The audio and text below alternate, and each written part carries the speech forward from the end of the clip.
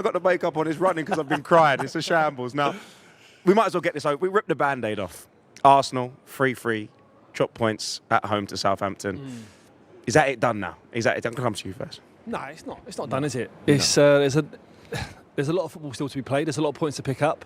For me, you'd rather have points on the board than have the games in hand. But then, in saying that, I wouldn't want Man City behind me with the games in hand. So, but disappointing last night for Arsenal. I think for the other two games, the other draws, when they've come back, fair enough. But last night, you're playing bottom of the league. Yeah. You can't be, at home when you're going for the title. You can't be dropping points there. Yeah, I just having a wobble. I think it's. I think the whole club is. From the outside in, the whole club looks surprised they're in the position they have done. And you need cool heads at this time. No respect for the show. It's early kick-off song. The whole club, it just seems a bit like they're surprised to be in the situation they are. I think Arteta's a great manager, he's done a great job. There was always going to be a spell like this. It's just how quickly they come out of it. And the only thing with Arsenal is I think they can only win games one way. I think Man City now can win games in multiple different ways. So Man City, I've put Man City in that situation going 2-0 down at home. I think they win. I think that's the difference why I think Man City will probably do it. But it's still not over. There's still twists and turns. There's still you're giving me hope. I'm slowly hope. Yeah, I'm slowly building confidence throughout the show. Now, what isn't building my confidence is I went on Twitter the other day and the word bottle is trending, number one trending topic. And let me tell you why, because the tweets have been rolling in. James Ollie has tweeted, why did they get me to do this part? Horrible. Credit for the late comeback, but an error-strewn night to that point gave them too much to do, and it was a hugely damaging night for them. A third consecutive draw, and City now have control of the title race. Izzy then tweeted, we conceded 3 goals at home to the team bottom of the table. We do not deserve to win this league. And Henry Winter, what a game. Incredible atmosphere. Fans were leaving now, fans who were leaving were trying to come back in, which is strange. I don't know why any fan would decide to leave, a game, multiple times in the season. We've come back in the last minute. Disgrace. And unfortunately, one of those fans was me. I hope it's in that way. I can't lie. This is a picture of me, honestly. This was me outside the ground. I was doing an Instagram story saying, do you know what? We'll go again next year. It's the hope that kills you. 86th minute, I left. By the time I reached the turnstile, it was 3-2.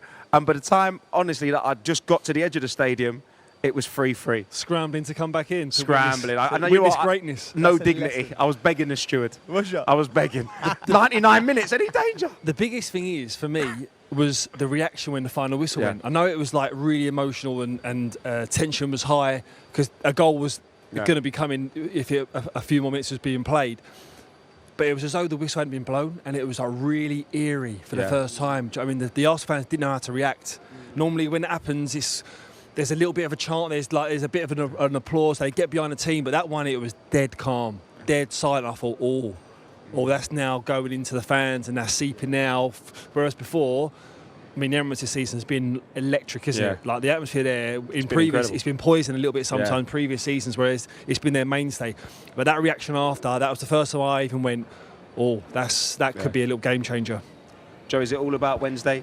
Huge game up at the Etihad. That's live on BT Sport 1 as well. I think it's a must not lose for Arsenal. If they lose it, I think the title's done. If they draw, they've got to hang on to the fact that they've still got the points on the board.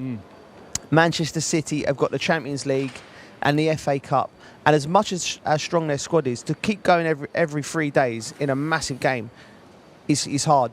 But if Arsenal go up there and get beat, I think it'll be over. Sorry, mate. Cool, blimey. It's like reminiscence of last season, isn't it? When going for the top 4, obviously this one now is the next step up, but there was like little wobbles last year, so they've got experience in terms of being in these situations, but again, you've got City chasing you down, and that game we've got the running on screen as well, so it's arguably you'd say Arsenal have got the tougher end to the season than Man City, but if you talk about Man City also have the additional games like we said in all the cup competitions as well. Every game tells a story now. Like you look at like Arsenal, for instance, Chelsea, Newcastle, Brighton. That's tough. Nottingham Forest fighting for their lives. They'll be in a relegation scrap for sure. Man City, they've on a great run at the moment. Can they keep going? There's some big games in there. Leeds scrapping for their lives. Again, Chelsea, West Ham, they need a win to sort of get out, like literally cement their place as well in the Premier League. So everyone's got a story. There's points being dropped there. Yeah, the away games, you look at, because, and Man City going to Brent.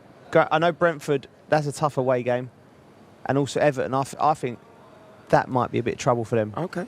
Good. So, All right. I'm trying to build you are up. helping me You're out. looking low. Do you know what? Someone get him a double espresso. That's just the weather. Now,